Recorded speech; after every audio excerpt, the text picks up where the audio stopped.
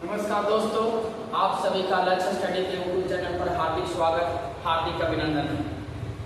बहुत दिनों के बाद हम यूट्यूब चैनल पर एक वीडियो बना रहे हैं। कुछ दिनों से वीडियो नहीं बना रहे थे, तो आज देखिए हम लोग क्लास 10 का जो फिजिक्स चैप्टर थर्ड है, जिसका नाम है मानव नेत्र एवं वायुमंडलीय अपवर्तन बाष्पीक्षेपण के बारे में पढ़ेंगे। आज आपको मानव नेत्र के बारे में आपको पढ़ाएंगे। तो जितने भी मेरे साथी, मेरे प्यारे विद्यार्थी बच्चों जो वीडियो को देख रहे हैं, ये शुरू से अंत तक वीडियो को देखें और आपको जितना भी आपको फैक्ट बताया जाएगा उसको आप अच्छे से सुनिएगा। और आपके एग्जाम के लिए जो 2027 में आपको बिहार बोर्ड का एग्जाम होगा, जो मानव नेत्र से आपको क्वेश्चन आएगा, सारा का सारा क्वेश्चन अभी हम करवाएंगे। तो आप अच्छे से देखिए और आपको जब वीडियो अच्छा लगे तो लाइक और सब्सक्राइब और कमेंट कीजिए और बताइए। आपको ऐसे ही आए करके और फिर वीडियो बना के आपके समझ लाएंगे। तो आइए हम लोग शुरू करते हैं। आज का टॉपिक जो है मानव नेत्र है। क्या है? मानव नेत्र। तो सबसे पहले हम लोग पढ़ेंगे कि मानव नेत्र किसको कहते हैं। तो देखिए, सबसे पहले जो मानव नेत्र का जो बाहरी भाग होता है, इस भाग को कॉर्निया कहते हैं। क्या कहते हैं? इसको कॉर्निया कहते हैं। बाहरी भाग को क्या बोलते हैं? कॉर्निया बोलते हैं।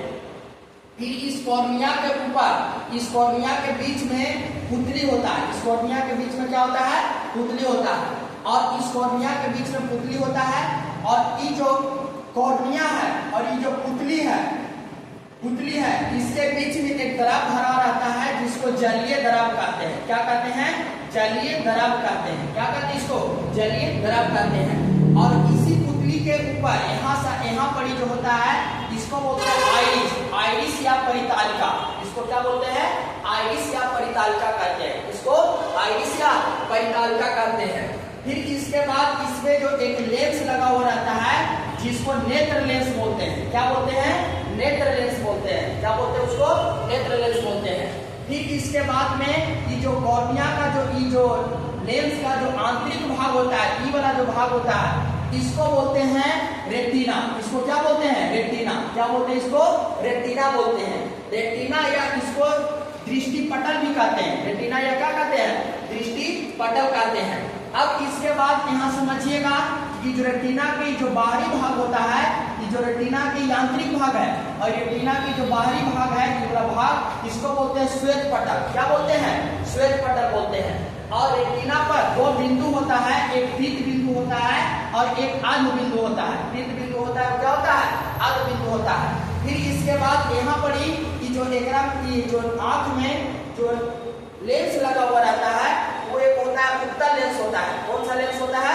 उत्तल लेंस होता है। और उत्तल लेंस को दोनों साइड से पकड़ने का जो काम करता है, उसको बोलते हैं सिलियरी मांसपेशियां। क्या बोलते हैं उसको? सिलियरी मांसपेशियां या पछमाव पेशियां कहते हैं। सिलियरी मांसपेशियां या पछमाव पेशियां कहते हैं। फिर इसके बाद जो आगे होता है आपको कि कॉर्निया और नेत्र लेंस के बीच में एक द्रव भरा रहता है, जिसको जलीय द्रव कहते हैं। और नेत्र लेंस और रेटिना के बीच में एक जो द्रव भरा हुआ रहता है, उसको कचाव द्रव कहते हैं। वो द्रव कहते हैं? कचाव द्रव कहते हैं। और इसके बाद यहाँ पर ही प्रकाश तंतु होता है। प्रकाश तंतु या स्नायु कहते हैं, जिसको तंत्रिका तंत्र भी कह सकते हैं। क्या कह सकते हैं? तंत्रिका तंत्र कह सकते हैं। यहाँ पर दो प्रकार के कोशिका होता है, एक क्षार कोशिका होता है और एक शंकु कोशिका होता है। क्षार कोशिका क्या होता है? शंकु कोशिका होता है। तो इतना सारे जो है, इस सारा का सारा आंख का विभिन्न भाग है।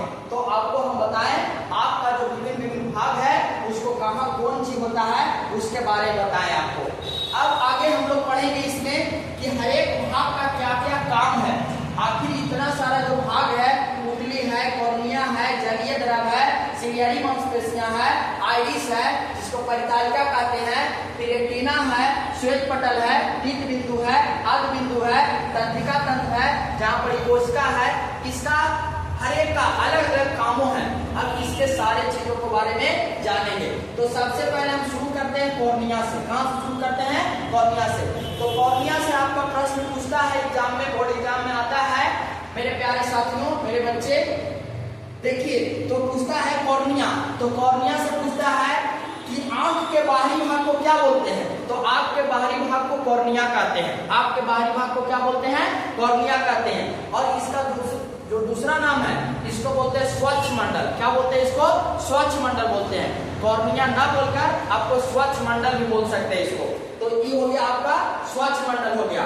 तो फिर और पूछता है कि नेत्रदान में, जब नेत्रदान किया जाता है, जब किसी भी व्यक्ति का मृत्यु हो जाता है या मृत्यु के पहले भी कोई भी आदमी मृत्यु होने के 4 से 5 घंटे के बाद अपने नेत्र को दान कर सकता है, तो जो नेत्रदान में दान दिया जाता है कॉर्निया के भाग को दान दिया जाता है। किसको दान दिया जाता है? कॉर्निया के भाग को दान दिया जाता है। फिर आपको कॉर्निया से पूछता है कि कॉर्निया जो होता है, जो कॉर्निया होता है ये किसका बना रहता है? तो प्रोटीन का बना रहता है। कॉर्निया किसका बना रहता है?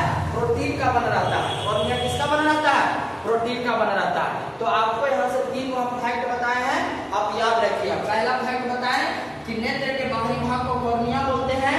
नेत्रदान में किसको दान दिया जाता है? कॉर्निया को दिया जाता है। फिर इसके बाद इसको स्वच्छ मंडल भी कहते हैं। क्या कहते हैं? स्वच्छ मंडल कहते हैं। अब इसके बाद हम लोग पढ़ते हैं पुतली। क्या पढ़ते हैं? पुतली। पुतली जो होता है आंख में एक गोलाकार भाग होता है जिससे प्रकाश के किरण जो है आंख में पुतली के माध्यम से प्रवेश करता है। पूछेगा कि आंख में प्रकाश जो है किसके माध्यम से प्रवेश करता है? तो पुतली के माध्यम से प्रवेश करता है। किसके माध्यम से प्रवेश करता है? पुतली के माध्यम से आंख में प्रकाश प्रवेश करता है। अब इसके बाद है आइरिस। क्या है? आइरिस।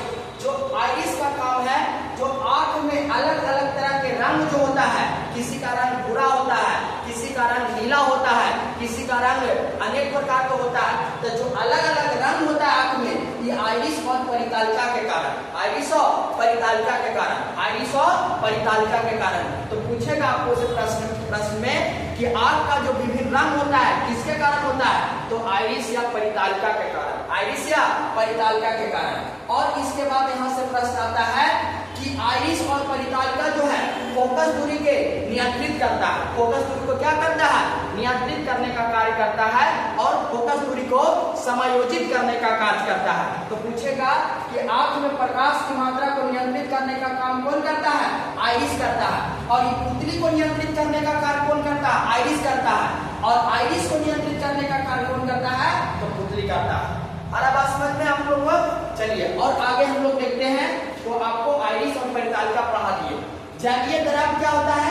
तो जलीय द्रव समझिएगा कि जलीय द्रव उसको कहते हैं कि कॉर्निया और नेत्र लेंस के बीच में एक द्रव भरा हुआ रहता है, जो एक पारदर्शी द्रव होता है। कैसा द्रव होता है? पारदर्शी द्रव होता है। और इसी द्रव को जलीय द्रव कहते हैं। क्या कहते हैं? जलीय द्रव कहते हैं। अब इसके बाद आपको हम नेत्र लेंस के बारे में बताते हैं। तो नेत्र लेंस जो होता है बना हुआ रहता है उत्तल लेंस का। किसका बना रहता है? उत्तल लेंस का बना हुआ रहता है। किसका बना रहता है? उत्तल लेंस का। जैसे आप लोग पढ़े होंगे सेकेंड चैप्टर में प्रकाश के अपवर्तन में कि लेंस जो होता है 2 प्रकार का होता है, एक उत्तल लेंस होता है और एक अवतल लेंस होता है। तो आंख में जो लेंस लगा हुआ रहता है उत्तल लेंस लगा हुआ रहता है। कौन सा लेंस लगा हुआ रहता है? उत्तल लेंस लगा हुआ रहता है। इसके बाद आगे आप जानिए। तो नेत्र लेंस आप पूछेगा कि उत्तल लेंस जो लगा हुआ रहता है किसका बना रहता है? तो प्रोटीन का बना हुआ रहता है। किसका बना रहता है? प्रोटीन का बना हुआ रहता है। किसका बना रहता है? प्रोटीन का बना हुआ रहता है। अब आगे हम लोग जानेंगे।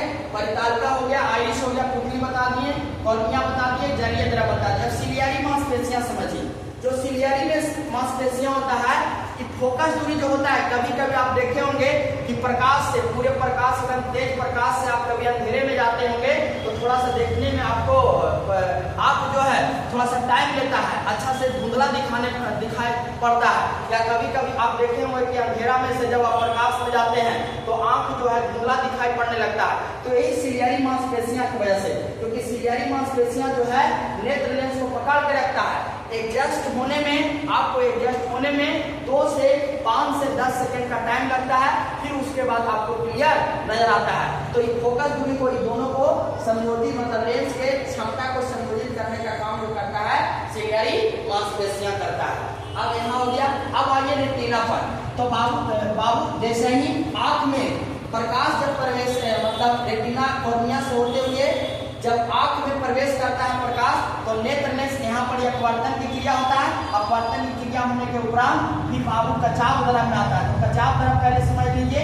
तो नेत्रलेंस और रेटिना के बीच में एक द्रव भरा हुआ रहता है जिसको कचाव द्रव कहते हैं। वो द्रव कहते हैं कचाव द्रव कहते हैं। और ये जो कचाव द्रव होता है ये भी एक अपवर्तन की क्रिया मतलब पारदर्शी होता है। तो आंख में दो बार अपवर्तन की क्रिया होता है। एक होता है यहाँ पर अपवर्तन की क्रिया और एक होता है यहाँ पर अपवर्तन की क्रिया। और यही अपवर्तन की क्रिया होने के बाद रेटिना के पास पहुंचता है। कहाँ पहुंचता है? रेटिना के पास पहुंचता है। और रेटिना पर जैसे ही आंख पहुंचता है प्रकाश पहुंचता है तो प्रकाश पहुंचने के बाद रेटिना पर प्रतिबिंब बनता है। रेटिना पर क्या बनता है? प्रतिबिंब। तो पूछेगा कि आंख में प्रकाश आंख में प्रतिबिंब जो है कहाँ बनता है? तो रेटिना पर बनता है। कहाँ बनता है? रेटिना पर बनता है। जो प्रतिबिंब जो होता है वो कैसा होता है?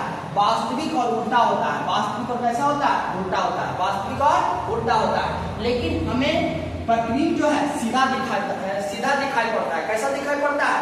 सीधा। किसी वस्तु का इमेज जो है हमको सीधा दिखाई पड़ता है लेकिन बनता है वास्तविक और उल्टा। अब देखिए सीधा किसे क्यों दिखाई पड़ता है? तो यहाँ पर ही प्रकाश या स्नायु तंत्रिका तंत्र होता है बहुत सारे जो मस्तिष्क को भेजता है और मस्तिष्क को भेजने के बाद हमें जो प्रतिबिंब है वो सीधा करके दिखाया जाता है। प्रतिबिंब कैसा करके दिखाया जाता है? सीधा करके दिखाया जाता है। अब इसके बाद जानिए कि यहाँ पर बहुत सारे तंत्र दो कोशिकाएं होते हैं जिसमें एक क्षण कोशिका होता है और एक शंकु कोशिका। देखिए क्षण कोशिका और शंकु कोशिका। अब क्षण कोशिका और शंकु कोशिका जो होता है अब यहाँ समझिएगा शंकु कोशिका रंग के लिए जिम्मेदार होता है। शंकु कोशिका किसके लिए जिम्मेदार होता है? रंग के लिए जिम्मेदार होता है। और क्षण कोशिका जो है तीव्रता के लिए जिम्मेदार होता है। शंकु कोशिका जो है रंग के लिए जिम्मेदार होता है और शंकु कोशिका रंग के लिए और क्षण कोशिका जो है तीव्रता के लिए जिम्मेदार होता है। जो भी आंख में जो रंग अलग अलग दिखाते हैं मतलब देख पाते हैं इस शंकु कोशिका की वजह से। कभी कभी आप देखे हो कलर ब्लाइंडेज जैसे रोग होता है। तो कलर ब्लाइंडेज जैसे जो रोग होता है उस शंकु कोशिका में गड़बड़ी होने के कारण जो शंकु कोशिका में एक क्रोमोसोम में गड़बड़ी हो जाता है जिसके कारण जो है कलर ब्लाइंडेज जैसे रोग हो जाता है। तो जिससे रंग में मतलब एक्सचेंज नहीं कर पाते हैं लाल या हरा या पीला में हम लोग मतलब बदल नहीं पाते हैं जिसके वजह से कलर ब्लाइंडेज जैसे घातक रोग हो जाता है।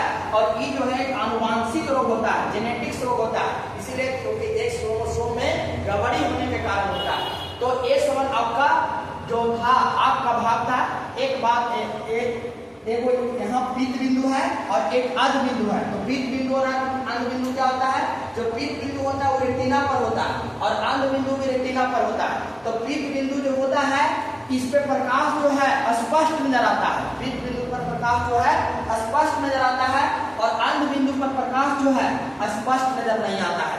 और पीत बिंदु और अंध बिंदु दोनों रेटिना पर होता है। कहाँ होता है? रेटिना पर होता है। अंध बिंदु और पीत बिंदु कहाँ होता है? रेटिना पर होता है। तो इसीलिए पीत बिंदु पर प्रकाश स्पष्ट नजर आता है और अंध बिंदु पर प्रकाश स्पष्ट नजर नहीं आता है। तो इतना सारा जो बात था ये सारा का सारा आपको आंख के बारे में आपको बता दिए। यहाँ से कम 20 से 30 को ऑब्जेक्टिव बनता है जो आपको सारे चीजों को अच्छे ढंग से बता दिए हैं। आप वीडियो को अच्छे ढंग से देखें आपको सारा का सारा बात समझ में आ गया होगा।